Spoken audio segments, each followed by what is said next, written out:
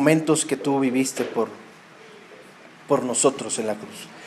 Pasajes, Señor, que al ser tan importantes y tan grandes, Señor, no solemos sentirnos competentes de hablar de ellos, pero queremos hacerlo con denuedo, con respeto, Señor, con humildad, reconociendo que es tu palabra y que tú hablas por ella, en ella, con ella, y que te quiero dejar el lugar para que tú lo hagas.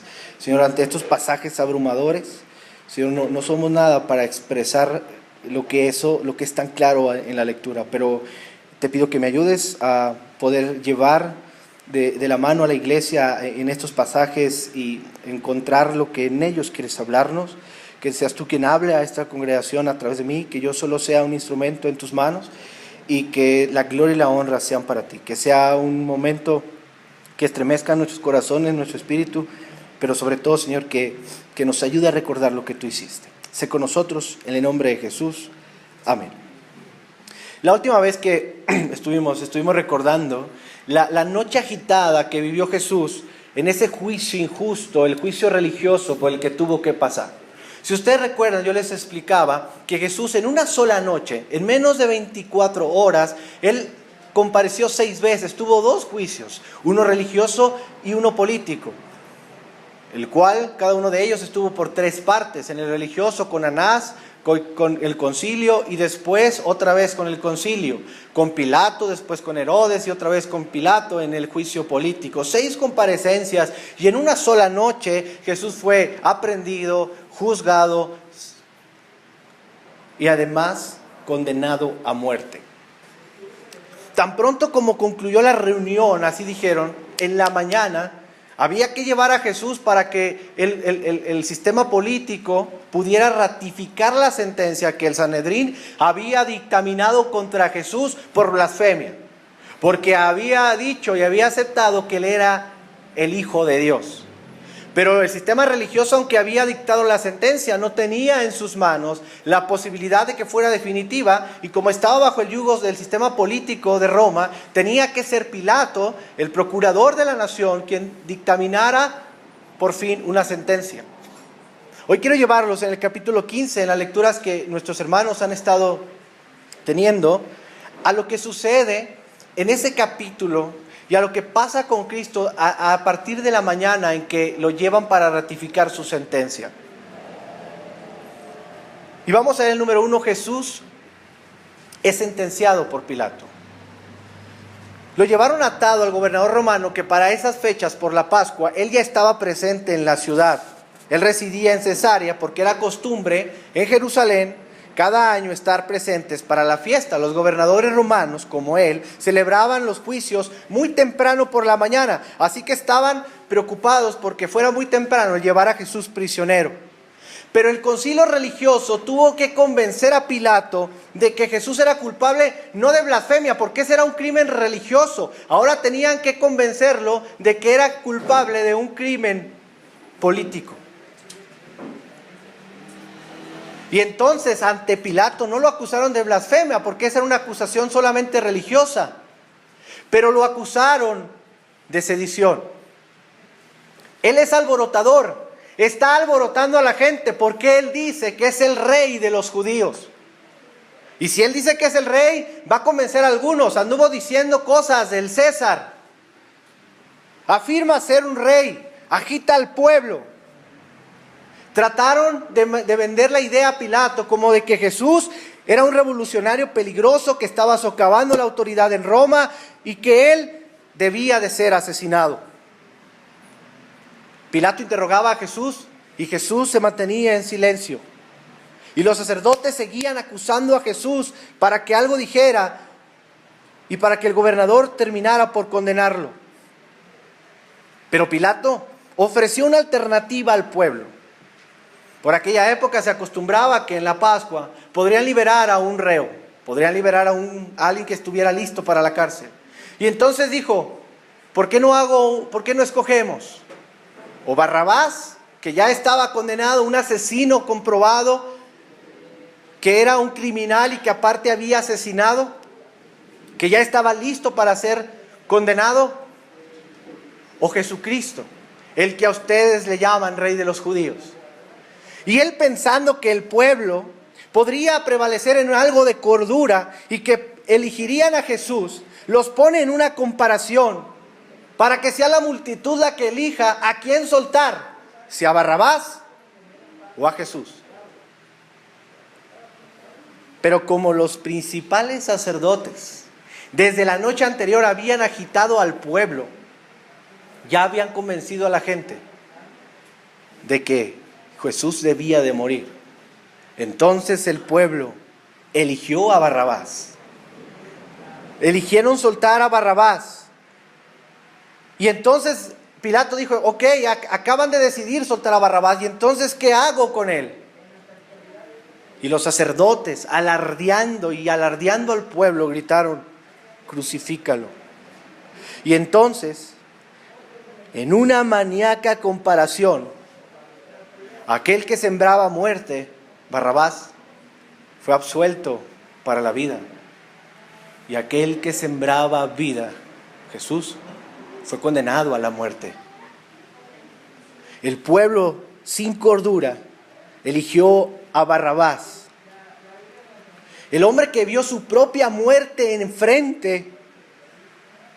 Imagínate a Barrabás sabiendo que iba a morir, que la cruz que estaban construyendo era para él,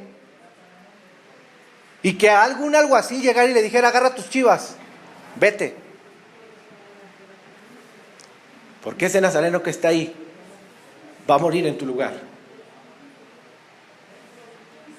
Vete, eres libre. Aunque eres culpable y asesino, él va a morir por ti. La cruz que era tuya va a ser de él. ¿Te suena familiar? La cruz que era nuestra,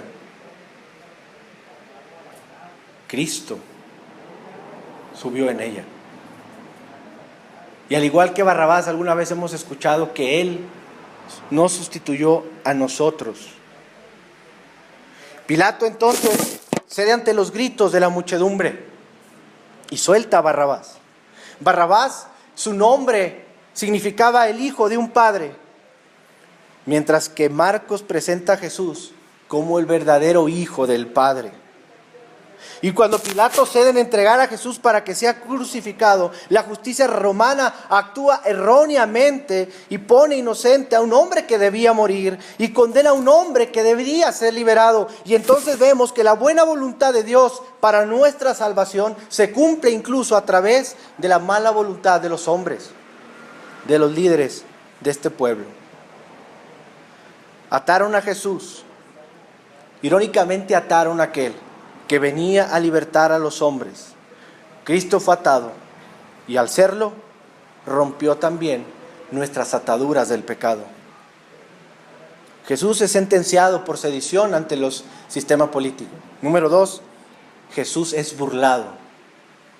Y entonces el gobernador Pilato hace un tercer intento por evitar el sacrificio de Jesús y dice, bueno, voy a hacerlo azotar. Le vamos a dar algunos azotes a ver si el pueblo se compadece, se conmueve de verlo sufrir y ya se olvida y lo dejan libre. Y lo mandaron al pretorio a ser azotado.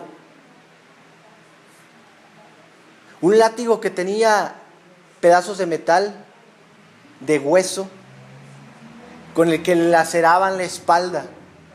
Cuando te empiezan a latigar la espalda, los vasos sanguíneos se contraen. Y en los primeros trancazos se hacen tan duros que no pasa nada en la espalda. Pero después no soportan tanto la presión y empieza a sangrar. Empieza a arrancarse la piel. Al arrancarse la piel de tanto golpe, los pulmones, la espalda se empieza a contraer al grado de que puede haber edema pulmonar. Y alguien puede morir por falta de respiración en ese lugar por azotes. Dice, por su azotanía hubo curación para nosotros. Vaya paradoja, fue azotado el médico para que fuesen sanados los pacientes. Y en ese momento también hubo mofa y burla desgraciada por parte de los soldados, mientras le golpeaban y le escupían el rostro, se inclinaban a él en falso homenaje como el rey de los judíos. Dice que le pusieron una corona de espinas. Recordemos que el pecado había traído espinas y cardos al mundo, como dice Génesis. Así que era apropiado que ahora Cristo llevara una corona de espinas porque llevaba sobre sí los pecados del mundo. A los reyes, en la cultura de ellos, se les rendía homenaje doblando rodilla. También estos soldados hicieron burla de Jesús y se doblaban. Se postraban ante él para reírse y provocar la risa de los demás soldados. Dice que lo vistieron de púrpura, le quitaron sus ropas, le pusieron ropas ajenas, lo vistieron de púrpura y así se burlaban de él. Se burlaban de él, pero no cuando llevaba sus propios vestidos, sino cuando tenía vestidos ajenos, para darnos a entender que él no sufría por sus propios pecados, sino por los nuestros. El crimen era nuestro, la vergüenza era suya.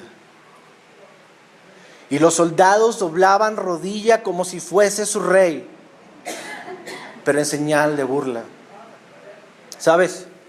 Quienes doblan la rodilla ante Cristo, pero no inclinan el corazón ante Él, realmente hacen la misma afrenta que aquellos soldados esa noche. Cuando nos inclinamos a Cristo solamente por religiosidad, por alguna motivación incorrecta, pero no hemos inclinado realmente a Él nuestro corazón, estamos haciendo la misma mofa que esos soldados.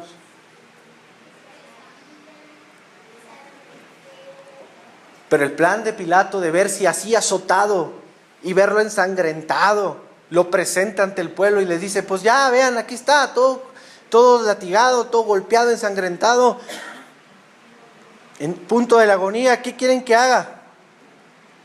Pero el pueblo gritaba cada vez más fuerte, crucifícalo. Pedían su sangre. El gobernador entonces cede, entrega a Jesús para ser crucificado. Y ahí los hombres todavía no habían hecho el peor castigo al Hijo de Dios.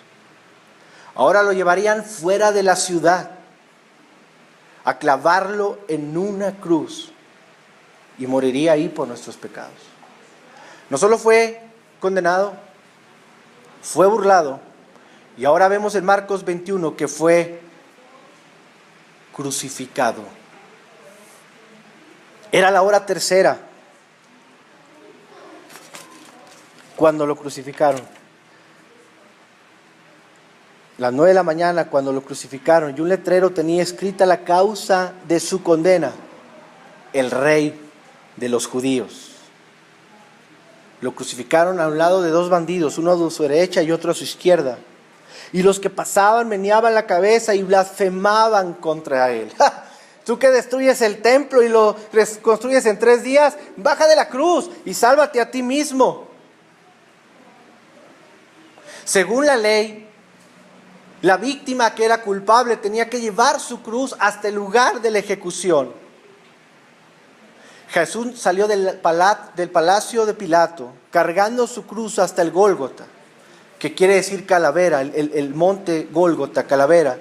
Y aun cuando ninguna parte del texto explica por qué se da ese nombre al lugar, a los que visitan la Tierra Santa hoy en día, así se los presentan como el Calvario de Gordon o el Gólgota, que tiene la apariencia incluso en su forma geográfica como una calavera. Aunque los guías también señalan como otro posible lugar, el lugar del Santo Sepulcro. Y aunque ciencia cierta no se sabe el lugar exacto, lo importante es que eso sucedió y que fue crucificado afuera de los muros de la ciudad, en un lugar de rechazo por los pecados del mundo.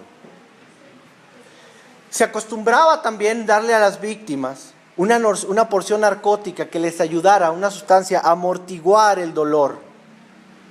Y a Jesús se la ofrecieron. Le veíamos ahorita en la lectura, pero él no quiso tomarla. Por un lado, quería estar en plena posesión de sus facultades para cumplir la voluntad de su Padre y cumplir completamente la obra de redención. Estaba plenamente consciente de los sufrimientos que tenía a nuestro favor y no iba a tomar atajos. Rehusó la copa de simpatía para beber la copa de la iniquidad. Después el verso 24 dice que lo crucificaron. Y ninguno de los escritores de los evangelios nos describe una crucifixión tal cual. Y no era necesario, porque su objetivo para empezar en el evangelio no era despertar palabras o morbo respecto a la cruz o a las crucifixiones. Además, al público al que ellos escribían estaba acostumbrado a ver este tipo de espectáculos muy seguido. Ya sabían en qué consistía. Y era desagradable hablar de una muerte como esta. Es como si nosotros hoy quisiéramos hablar a detalle de la silla eléctrica o de alguna otra forma de muerte. La crucifixión era algo tan detestable que no se le mencionaba en la sociedad respetable de la época. Basta decir que la crucifixión es una de las formas más horribles de muerte que jamás ha ideado el hombre en su historia. Y que la crucifixión se aplicaba solo a hombres que eran catalogados como la escoria de la humanidad. Era hecha para los más viles criminales y esclavos. Y eso fue lo que tenían preparado para Jesús. Y Pilato escribió Jesús Nazareno, rey de los judíos. Y obviamente los dirigentes judíos protestaron. Le dijeron, no le pongas así, ponle, él dice que soy el rey. Y ahí la frase famosa de Pilato, ¿verdad? Lo que he escrito, he escrito. Y no la movió, y no la cambió. Jesús es sentenciado, es burlado, es crucificado y muere. Desde el mediodía y hasta la media tarde quedó toda la tierra en oscuridad. A las 3 de la tarde Jesús gritó en voz de cuello, ¿por qué me has desamparado? Al mediodía, una oscuridad milagrosa cayó sobre la tierra y toda la creación expresaba su afinidad con el Creador, que en esos momentos sufría.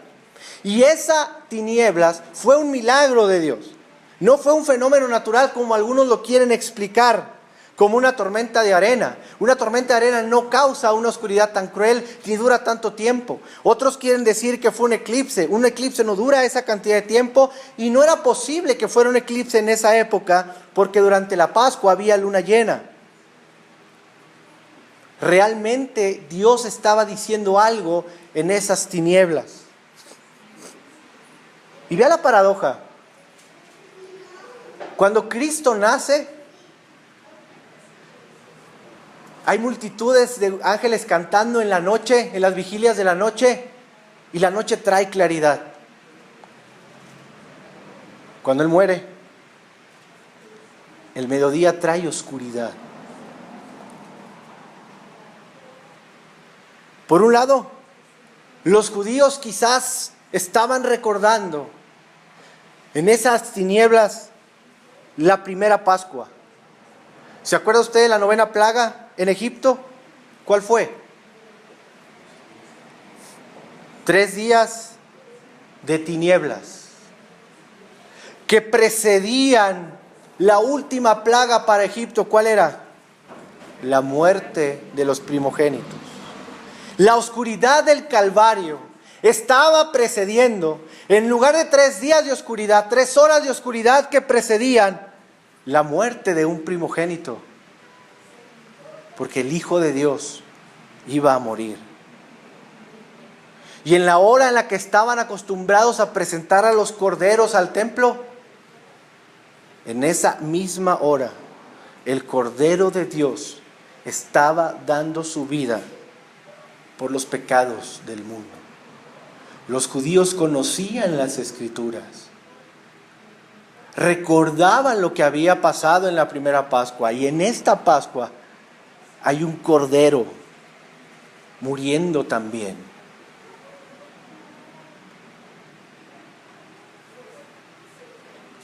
A la hora novena Jesús expresó la agonía de su alma cuando clamó desde la cruz: Dios mío, ¿por qué me has desamparado? La oscuridad simbolizaba el juicio que Jesús estaba experimentando. Cuando la Biblia habla de oscuridad, regularmente está hablando de juicio. Alguien estaba siendo juzgado.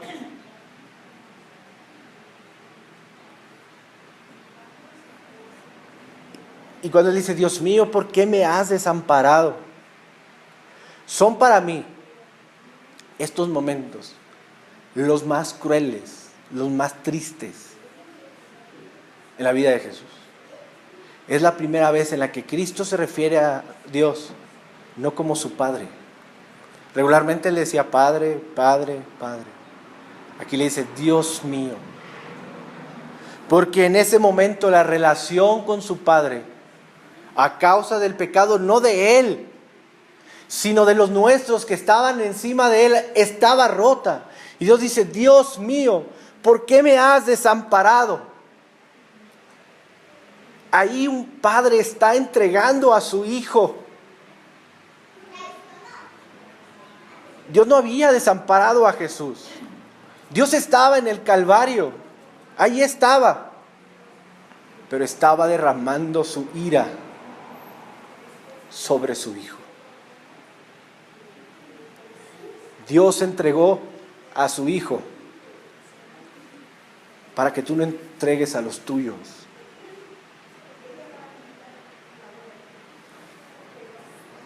Y la gente pensaba que hablaba de Elías, como siempre, no entendían sus palabras.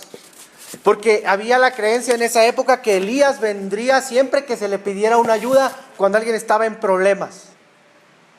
Sí. No solo había oscuridad en la tierra, había oscuridad en sus mentes y en sus corazones. Como dice Corintios, ojos vendados. En su muerte, Cristo experimentó el desamparo, el abandono de sus amigos, el dolor del pecado de toda la humanidad. Pero finalmente, como dice Isaías, fue obediente hasta la muerte. Pero no solamente fueron las tinieblas lo que sucedió en el momento de su muerte. También Mateo, en el paralelo de este pasaje 27, dice que hubo un terremoto y el velo del templo se rasgó en dos. ¿Usted recuerda algún otro pasaje donde hubo un terremoto?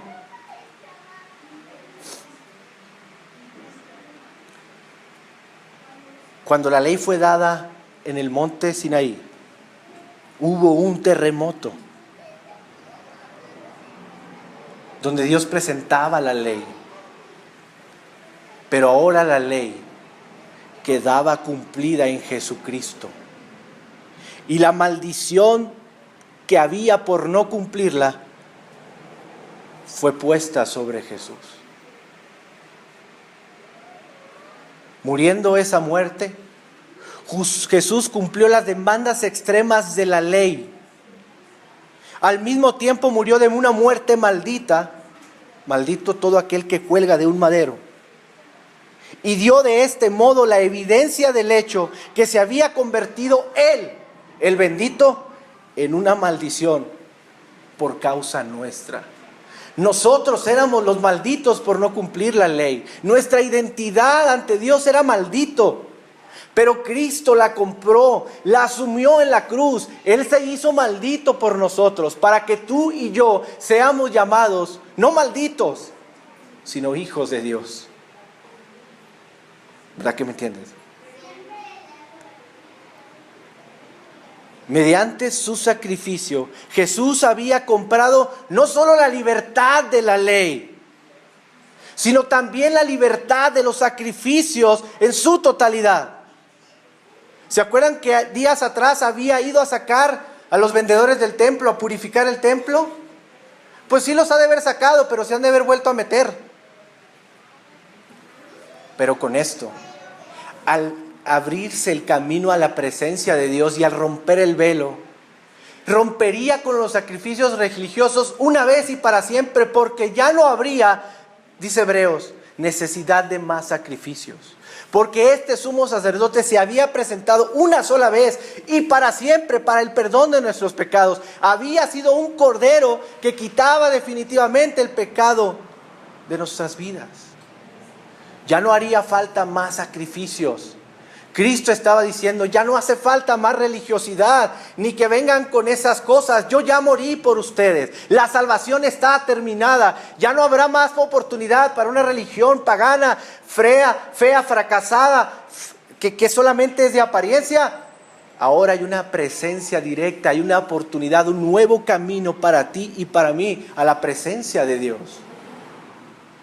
No solo iba a ser en ese momento de terminado el sacrificio, años después ese templo sería destruido definitivamente. Porque ahora no necesitaban ese lugar para hacer sacrificios, ya había habido uno efectivo y suficiente. Cristo cumplió la ley en su totalidad y terminó de una vez por todas con ese sistema religioso de sacrificios, abriendo para nosotros un camino nuevo hacia Él.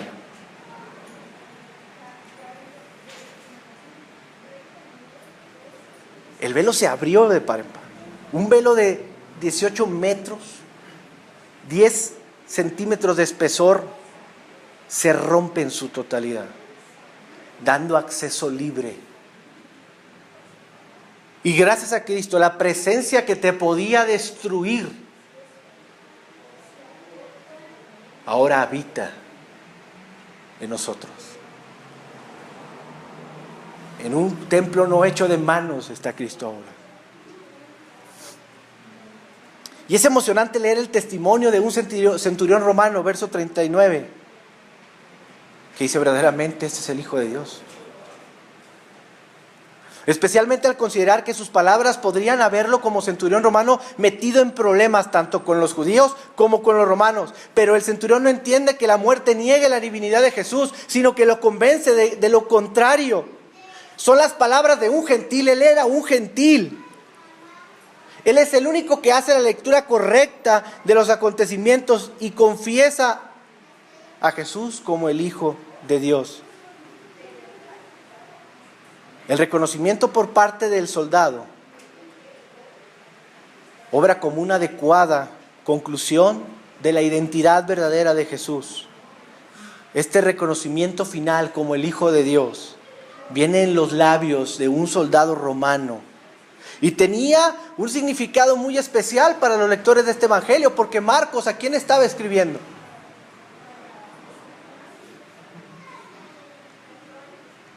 Él escribía a los gentiles, a los romanos. Y él estaba diciendo, gente de ustedes mismos fue la que reconoció que él era el Hijo de Dios. Y el hecho de que dicho reconocimiento ocurra cuando Jesús está en la cruz, también resulta significativo porque confirma una vez más la verdadera identidad de ese Mesías.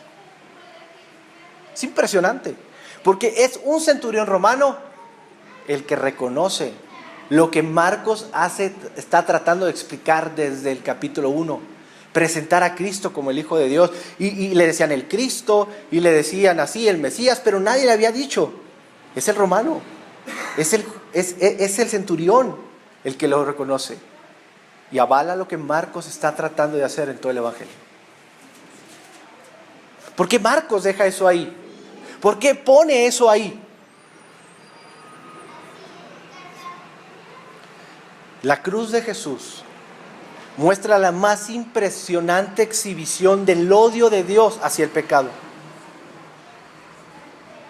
¿Quieres saber cuánto Dios odia el pecado? Tuvo que morir su Hijo. Pero al mismo tiempo, la cruz manifiesta la majestuosa disposición de Dios para perdonar ese pecado. ¿Quieres saber cuánto te ama Dios? Ve la cruz. Tuvo que morir su Hijo por ti. El perdón pleno y libre está escrito en cada gota de sangre de Cristo. Se proclama en todos los gemidos que se escuchan de su voz. El Evangelio entonces consiste en lo que Él hizo. no en nuestros esfuerzos. No es lo que Dios está pidiéndote a ti que hagas. Es lo que Cristo hizo por nosotros. Es su acción y no la mía. El Calvario, hermano, era terrible. Fue un horror indescriptible. Los clavos que sujetaban los pies, la corona de espinas retorcidas abriendo su frente, la amplia y cruda lanza enterrada en su costado, el trato brutal de su cuerpo por malvados hombres. Estas cosas no eran ni siquiera los inicios del horror que sucedieron en esa colina. No eran más que el telón de fondo de un terror mucho mayor. ¿Sabe cuál era ese terror mucho mayor? Que su propio Padre lo hubiera abandonado. No fue el poder del ejército romano el que hizo temblar la tierra y dividir ese velo. No fue la voluntad del hombre lo que oscureció ese mediodía. Fue la ira de Dios que centró toda su capacidad sobre Cristo. En aquel día, el fuego consumidor y el continuo ardor del Todopoderoso cayó. ¿Sabe sobre quién? Sobre Cristo. Toda la ira de Dios. Dios de verdad había desamparado a su Hijo. No, Dios estaba ahí en el Calvario. Pero ¿sabes qué estaba haciendo? Sacando toda su ira. Haciendo justicia. Porque Dios hizo justicia sobre Cristo. El cristianismo es la única fe religiosa que dice que Dios mismo sufrió, que Dios mismo gritó de sufrimiento. Pero ¿qué tiene de bueno este sufrimiento de Cristo? Para los seguidores de Jesús en esa época quizás no era nada bueno, incluso ni entendían lo que estaba pasando. Pero días después se darían cuenta que ese sufrimiento era algo inmensamente bueno para ellos y una promesa. Porque llegarían a ver que habían sido testigos del más grande acto de amor de Dios y del más alto, mayor acto de justicia. Dios vino al mundo y sufrió y murió en la cruz para salvarnos. Y esa es la prueba de su amor por nosotros. Hermano, ¿tú has sufrido en esta vida algo? ¿Has pasado momentos de soledad, de sufrimiento, de desamparo? Cuando sufres quizás estás en una oscuridad sin poder ver la razón por la que estás sufriendo. Puede que te parezca tan absurdo tu sufrimiento como para aquellos hombres en ese momento el sufrimiento de Jesús. No obstante, la cruz nos dice cuál es la razón. La razón no es que Dios no te ame. La razón no es que no tenga algo que darte a ti. Y no quiere decir que Dios te haya abandonado. Nunca seremos abandonados, porque el abandono ya cayó hace mucho tiempo en un lugar muy lejos, allá en la cruz, sobre Cristo. No seremos rechazados nunca, porque el rechazo mayor ya fue sobre Cristo. La cruz demuestra que Dios te ama, que entiende lo que significa sufrir porque Él experimentó el sufrimiento y que Él puede estar actuando en nuestro lugar cuando sufrimos. No importa quién seas, un centurión, una prostituta, un asesino, la cortina se ha rasgado de arriba abajo y también hay perdón y gracia para ti.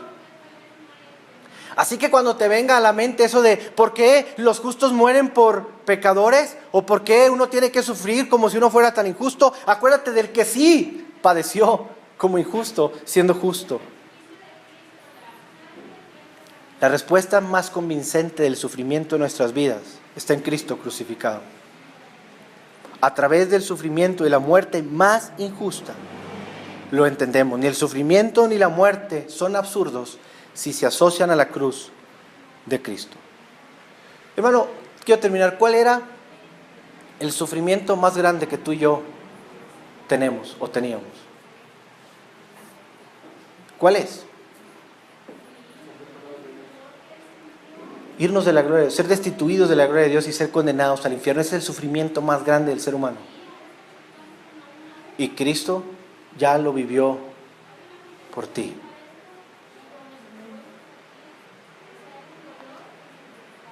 ¿Qué otro sufrimiento puede haber? Del sufrimiento más grande de tu vida, Él te ha librado. Si crees y te arrepientes, Él te ha librado de ese sufrimiento. Cristo vino a pagarlo y a darnos el asunto resuelto, ganado. Y las injusticias de la vida, a comparación de la verdadera injusticia que debíamos vivir en el infierno, no parecen tan relevantes para lo que Cristo realmente padeció. Gracias a la muerte de Jesús, el mal en nuestras vidas es transitorio, es una sombra, porque existe una luz y una belleza superior que el mal no puede alcanzar, porque el mal ya cayó en el corazón de Jesús. La única oscuridad que podría habernos destruido para siempre cayó en el Calvario y desapareció.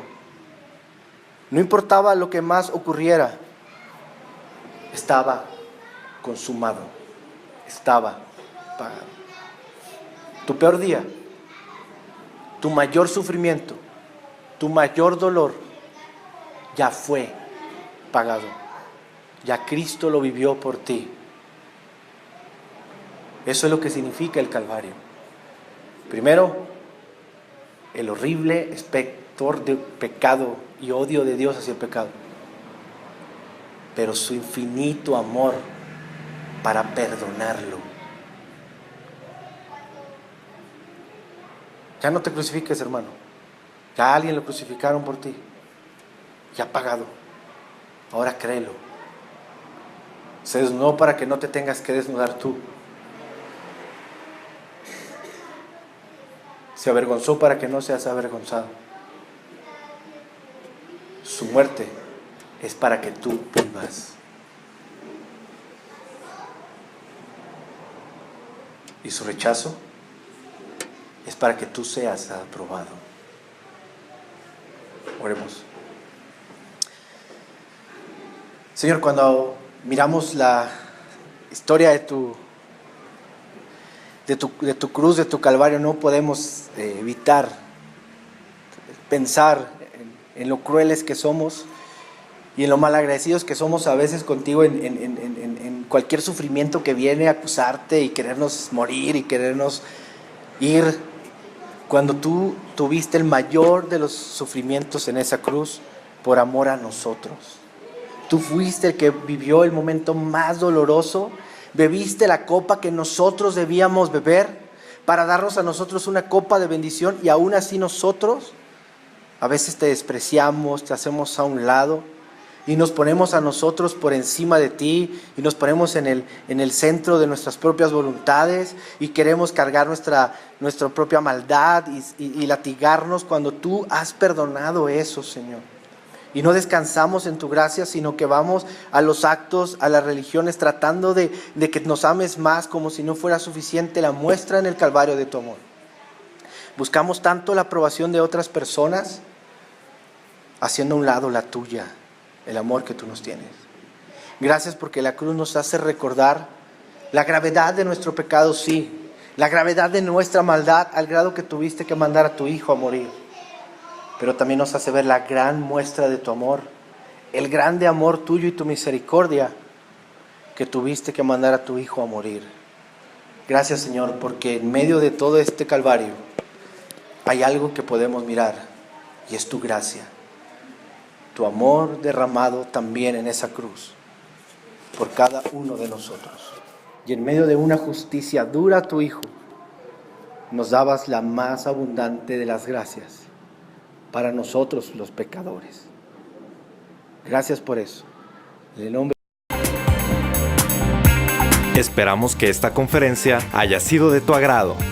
Para mayor información o preguntas, escríbenos al correo alsantos.ac@gmail.com.